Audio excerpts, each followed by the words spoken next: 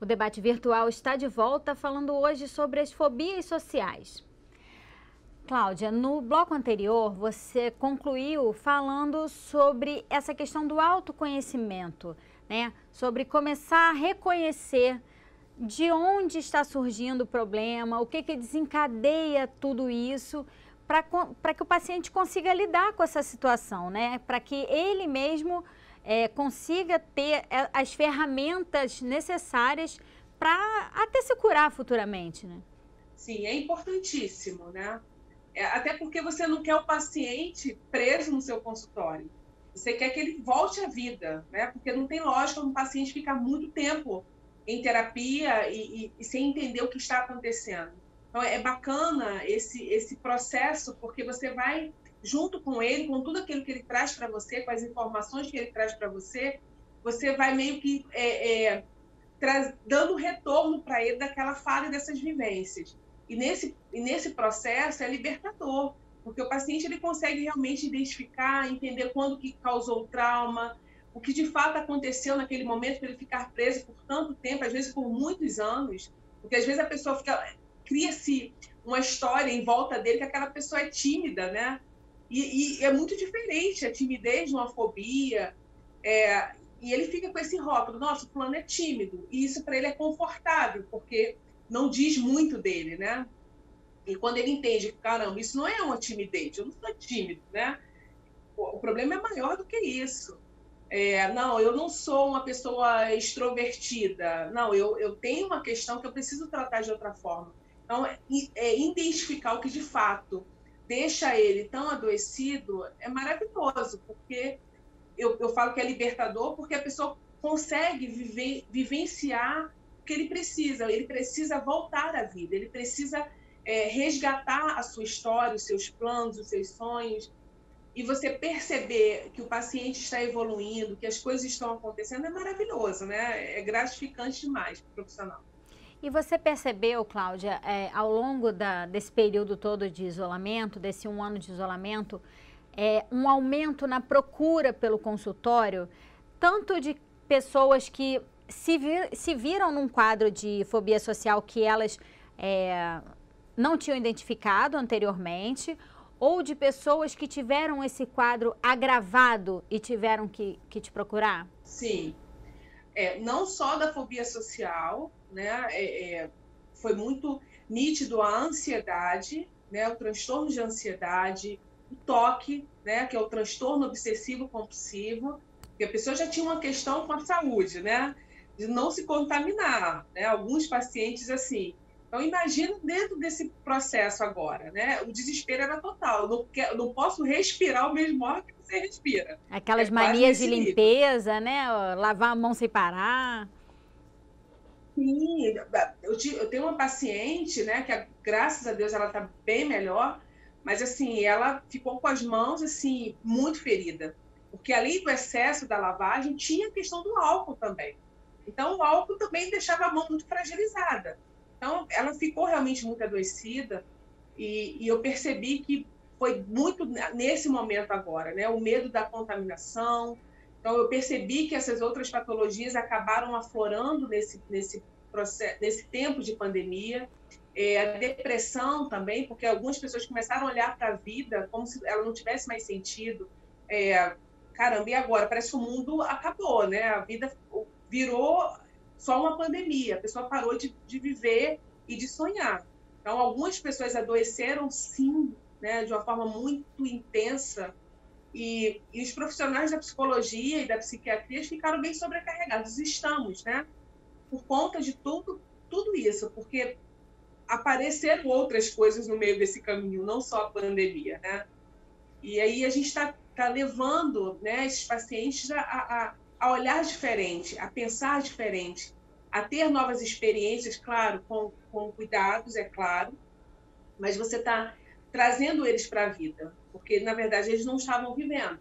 E agora eu estou vendo assim, essa melhora, eu converso com alguns colegas também da profissão, a gente compartilha sobre isso, temos os nossos grupos para conversar sobre esse momento agora desses nossos pacientes, e a gente está percebendo que realmente muitos estão voltando para a sua vida, outros ainda estão parados, pessoas ainda não conseguiram voltar para a sua terapia, até porque veio o desemprego. Então, vieram muitas questões envolvidas com a pandemia, e todo mundo querendo ajudar de alguma forma, né? Você revendo valores, preço, né, de terapia, porque sabe que é uma outra situação. Então, todo mundo se movimentando para acolher esses pacientes da melhor maneira, até porque estamos lidando com vida, né? E escolhemos essa profissão e precisamos fazer alguma coisa para tirar eles desse lugar. E vocês ajudam as pessoas, mas de alguma maneira você falou agora sobre o contato, né? Essa discussão com outros profissionais e tudo mais, mas acabou tendo um impacto muito significativo também na vida de vocês, né? Porque não tem como passar isento por isso tudo.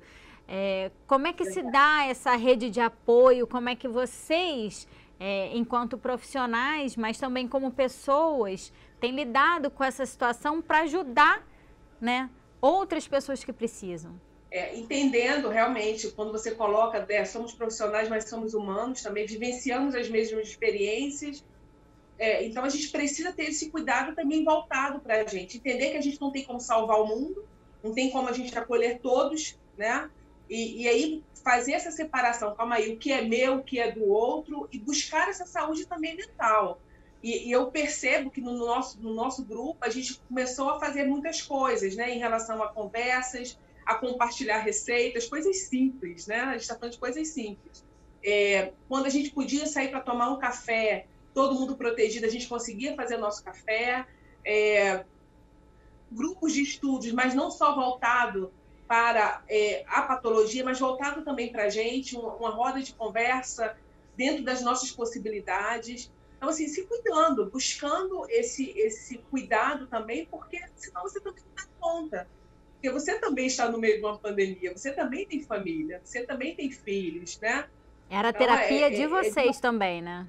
Exatamente, é desafiador. Mas, assim, eu sempre falo, eu primeiro preciso me cuidar, primeiro eu preciso estar bem para eu cuidar do outro. Senão, é um tiro no pé, de verdade. Eu vou querer acolher e como é que eu fico? E a minha vida, e as minhas emoções, e os meus medos, entende? Então, assim, a gente criou esse momento também para esse lazer, e às vezes quando eu fazia qualquer coisa, né? Cuidando da minha saúde mental. Às vezes eu estava tomando um cafezinho e eu fazia questão de postar, só para as pessoas entenderem, calma aí, né? Sair para tomar um cafezinho também é cuidar da sua saúde mental.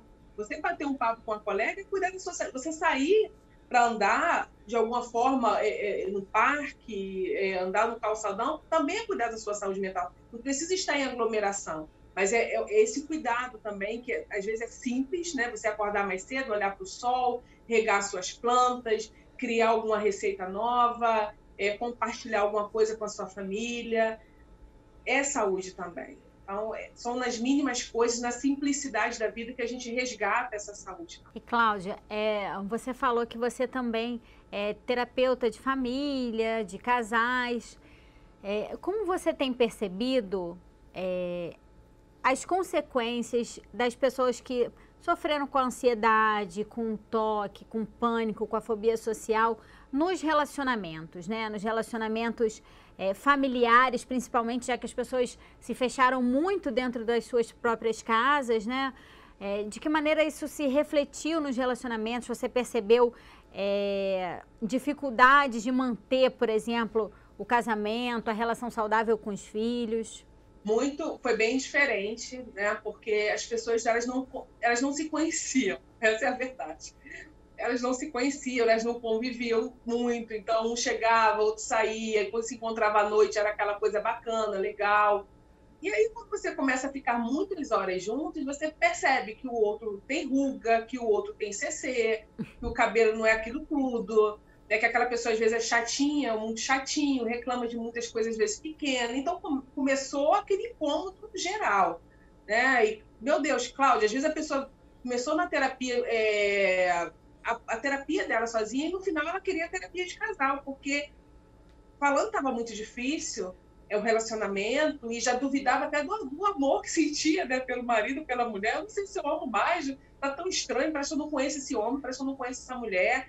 E aí eu falei, vamos se apresentar então, né? Se apresenta para ele, eu sou fulana, eu gosto de tal coisa, eu me comporto desse jeito, eu penso na vida, eu penso nesse futuro.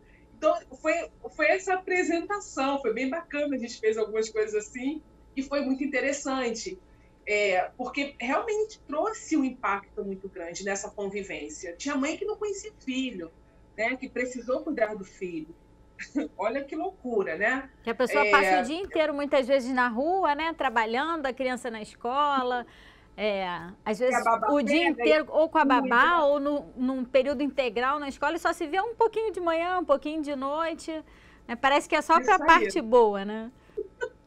Isso, eu tô rindo porque, assim, foi tão desesperador para algumas famílias que eu falei assim, gente, como é que a gente vai fazer agora, né? E aí os filhos começaram também a reclamar desses pais, né? Nossa, minha mãe é muito chata, ela pega muito no meu pé, nossa, ela pensa muito diferente de mim, ela não me conhece, ela não sabe dos meus gostos. E foi interessante, aí eu também criei, vamos se apresentar, diz para ela quem você é também. Então, esse autoconhecimento primeiro, e depois você conseguir colocar para sua mãe ou para o seu filho o que você é, o que você espera dessa relação. Então, foi bem interessante, houve muitos atritos, né, separações, infelizmente, por conta desse momento de estar muito próximo, de estar muito junto, e, de fato, você ter se apaixonado, ter casado com alguém que você fantasiou. Mas eu acredito que vai melhorar ainda, né? Tem muita coisa ainda por vir. Né? Porque a gente ouve alguns relatos, por exemplo, de pessoas que... alguns casais, por exemplo, que dizem que diante da dificuldade as relações se fortaleceram, né? Acabaram se aproximando mais. E outros que chegaram ao fim da linha. Mas, Cláudia, a gente está com o nosso tempo já se esgotando. Então, eu queria, antes da gente acabar, eu queria só que você dissesse para a gente o que é preciso fazer, né, para a gente retomar aos poucos. A gente espera que isso, se Deus quiser, acabe em breve, o mais rápido possível. Então, de que maneira as pessoas precisam se preparar para esse retorno à normalidade esperada? Eu penso que a gente tem que planejar, né? Criar projetos, olhar para o futuro e começar a construir, né? Agora, né? Não pensar, quando isso tudo passar, eu começo a fazer alguma coisa. É começar a fazer agora, devagar, no seu tempo, com inteligência, com sabedoria, se conhecendo, sabendo seus limites, e vai andando devagar, sem precisar correr. Isso vai te ajudar muito a chegar num lugar mais tranquilo, um lugar que vai, de fato, trazer para você essa paz que a gente busca, né? De saber lidar com tantas situações. Porque outras situações poderão acontecer, e a gente vai fazer o quê? A gente vai fazer o quê com essa experiência? Que todos nós, acredito eu, estamos crescendo, amadurecendo e olhando para a vida de outra forma. Então, é aproveitar esse momento para crescer, para melhorar como pessoa, para rever algumas questões, o que é importante, o que é urgente, o que vale a pena, se reciclar mesmo, por aí. Cláudia, muito obrigada pela sua participação. Foi bom te receber aqui no Debate Virtual. Beijo para vocês. E se você quiser rever esse programa, acesse www.alerj.rj.gov.br. O Debate Virtual fica por aqui. Até a próxima. TV Alerj, o canal do povo.